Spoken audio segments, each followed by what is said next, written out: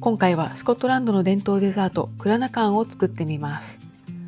クラナカンはスコットランドの名産品であるウイスキーを使った大人のデザート。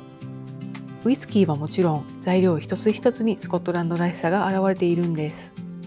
とはいえ材料は日本のスーパーでも手に入るし、作り方も簡単。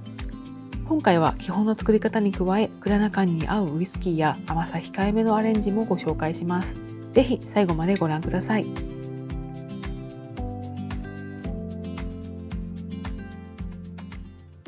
クラナカンはオーブンなしでできるシンプルなデザートです。材料は生クリーム、オーツ麦、ラズベリー、蜂蜜、スコッチウイスキー。夫から勝手に拝借したスコッチウイスキー以外は全部スーパーで買ったものです。ですが古くはオーツ麦、クリーム、蜂蜜の3つでできたとてもシンプルな食べ物だったそう。ラズベリーやウイスキーが一般的に加わるようになったのは比較的新しいスタイルみたいです。スコットランドではラズベリーは7月から8月頃に旬を迎えるのですが、以前は家庭で収穫した新鮮なラズベリーを使ってクラナカンを作ることが多かったそうです。また、ラズベリーの旬と同じ頃、オーツや蜂蜜も収穫の季節です。スコットランドでは8月1日にルナーサと呼ばれる収穫祭があります。7月から8月頃に旬を迎える材料を多く使ったクラナカンは、ルナーサの時期に食べるデザートとして楽しまれてきたそう。現在では季節を問わずレストランやパブ、家庭で食べられています。まずはオーツ麦の処理から始めます。市販のオーツ麦にはいろいろ種類がありますが、クラナカンにはロールドオーツがおすすめ。ただ今回、近所のスーパーを数軒回ったのですが、ポリッチ用のオーツしか見つからず、ロールドオーツ入りのインスタントオーツで妥協しました。ここからオーツだけを抜き出して使います。今回使うのは 40g ほど。フライパンを弱火から中火で温め、オーツ麦を5から8分ほどからいりします。いるとオーツが香ばしくなり、クリームとの相性も良いです。焦がさないように気をつけながら、全体がきつね色になるまでいります。スコットランドの気候はオーツ麦の栽培に適していて、昔から食べられてきた主要穀物の一つです。クラナカンの他にもオーツ麦を使う食べ物がたくさんあります。ポリッチやオートケーキ、そして肉料理のハギスにもオーツ麦が入っています。香ばしい香りが出てきたら OK。そのまま置いて冷まします。次に生クリーム 200g を泡立てます。できれば濃厚なダブルクリームが理想。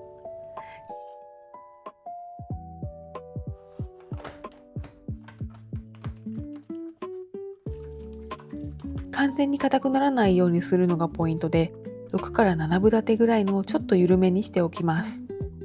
と言いつつ加減がわからず結構硬くなってしまいました。戻せないのでこのままいかせていただきます。そこへ蜂蜜大さじ2杯、ウイスキー大さじ1杯を加えて軽く混ぜます。蜂蜜はこれを使うのですが、本当はスコットランド産のヘザーハニーを使いたいところです。ヘザーというのはスコットランドの荒野や丘陵に生えている低木で、夏から秋にかけて紫色の花を咲かせます。その蜜から作られるヘザーハニーは濃厚な風味とゼリーのような質感が特徴です。クラナカンの蜂蜜にはヘザーハニーがおすすめ。濃厚な味わいが他の材料に負けない存在感があるんだそうです。もし軽めに仕上げたいなら、フローラルなスコティッシュブラッサムハニーや癖の少ない一般的な蜂蜜でも大丈夫です。ウイスキーはオットコレクションから拝借したスコッチウイスキー。クラナカンに使うウイスキーは何でもいいわけではありません。スコットランドには5大ウイスキー産地があるのですが、それぞれ違った特徴があります。クラナカンに合うのは5大産地のうち、フルーティーなスペイサイドか、穏やかで少しコクがあるハイランドのウイスキー。ピートのスモーキーさが特徴のアイラウイスキーは好みはありますが、クラナカンには少し個性が強すぎるかもしれません。次にラズベリーの処理です。用意した 150g のうち半分は飾り用に取っておき、もう半分は軽くフォークで潰してソースにします。ラズベリーがない場合はブラックベリー、ブルーベリー、イチゴなどでも OK。本場ではラズベリーが定番ですが、他のベリー類でも美味しく作れます。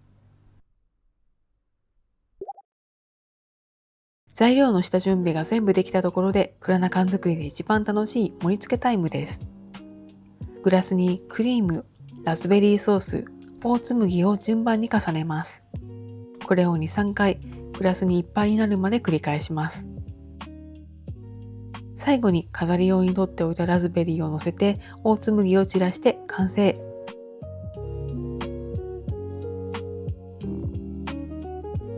クラナカンはかなり濃厚なので、クリームの配合をちょっと変えて軽めバージョンも作ってみました。生クリームにはギリシャヨーグルトを混ぜます。生クリームとヨーグルトは3対1の割合です。蜂蜜は少し控えめに、先ほどの半分大さじ1杯。ウイスキーは小さじ1、2杯に抑えてみました。また、クラナカンはアルコールがそのまま入るので、未成年の方や妊娠中の方、アルコールが苦手な方には NG。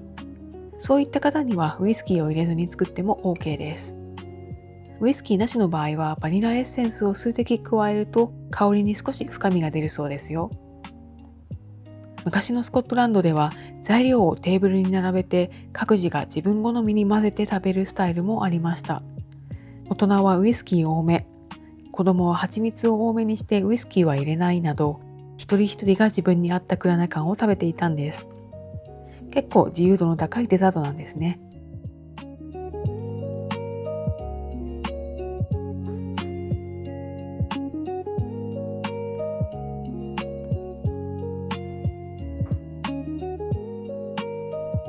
完成しました。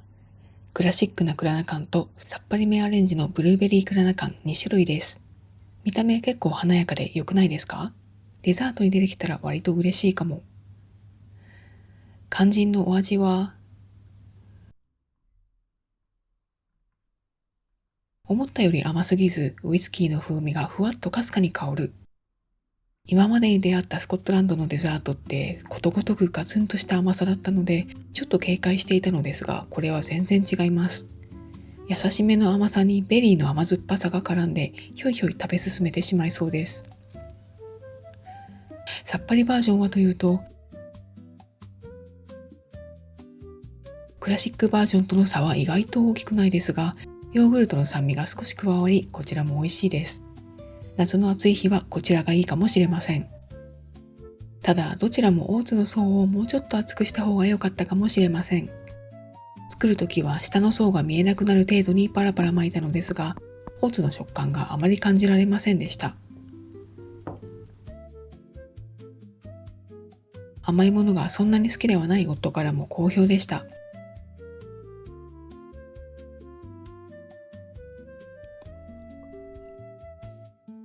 どちらが好きか聞いてみると、普通に食べるならクラシックバージョン、テレビ見ながらダラダラ食べるならずっと食べていても重くならないさっぱりバージョンだそうです。まあそりゃそうだな。あまり参考にならない答えでした。